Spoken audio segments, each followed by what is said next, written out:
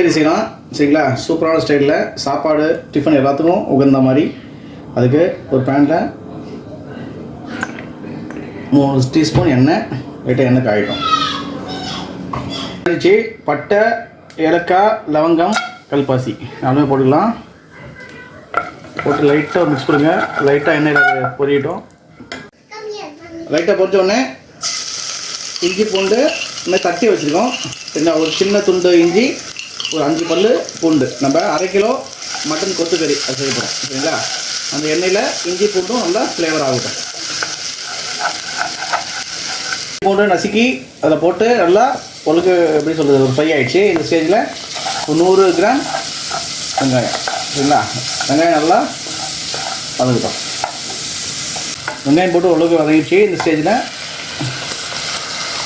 ஒரே ஒரு medium size தக்காளி நல்லா பொடியாக வச்சுருங்க. நல்லா ஸ்டாப் பண்ணிக்கோங்க சரிங்களா. அப்போ தான் வந்து அந்த எண்ணெயில் நல்லா மேஷ் ஆகி அந்த தொக்கு பதம் வரும். நம்ம கீமாலாம் செய்யும்போது நல்லா தொக்கு மாதிரி செய்யணும். அப்போ நல்லாயிருக்கும்.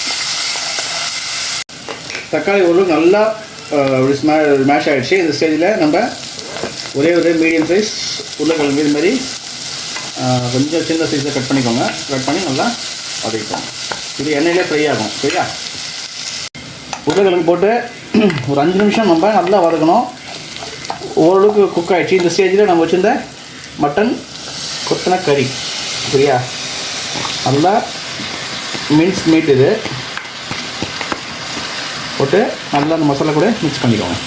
போட்டு ஒரு 5 நிமிஷம் நல்லா வெந்துடுச்சு. இந்த ஸ்டேஜில் 1/2 டீஸ்பூன் மஞ்சள்தூள், ஒரு 1/2 டீஸ்பூன் மிளகாய்த்தூள்,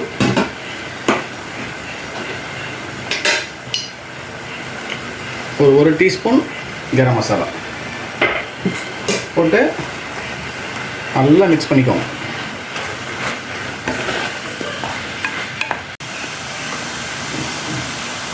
தேவையான உப்பு. ஃப்ரெண்ட்ஸ் மசாலாலாம் நல்லா பச்சை ஸ்மெல் போகிற வரைக்கும் நல்லா வதக்கிட்டோம். சரி, இந்த இதிலே கொஞ்சம் குக் ஆகிடுச்சு. இந்த ஸ்டேஜில் நம்ம ஒரு கிளாஸ் தண்ணி போட்டு நல்லா மிக்ஸ் பண்ணிவிடுங்க. இன்னும் அந்த தண்ணியிலே கொஞ்சம் இன்னும் நல்லா வெந்துடும். வெந்து நல்லா ஒரு எப்படி சொல்கிறது ஒரு தொக்கு பதம் வந்துடும் இன்னும். அதுக்கப்புறம் நம்ம கொத்தமல்லி கருவேப்பிலை போட்டு இறக்கலாம். ஓகே ஃப்ரெண்ட்ஸ், ஓரளவு குக் ஆகிடுச்சு. இந்த ஸ்டேஜில் கொத்தமல்லி அண்ட் கருவேப்பிலை நல்லா பொடியாக கட் பண்ணி போட்டு மிக்ஸ் கொடுத்துட்டு ஒரு 5 நிமிஷத்துக்கு மூடி வச்சுருங்க. ஓகே, அதுக்கப்புறம் ரெடி ஆகிடும். நம்ம எடுத்து சர்வ் பண்ணலாம்.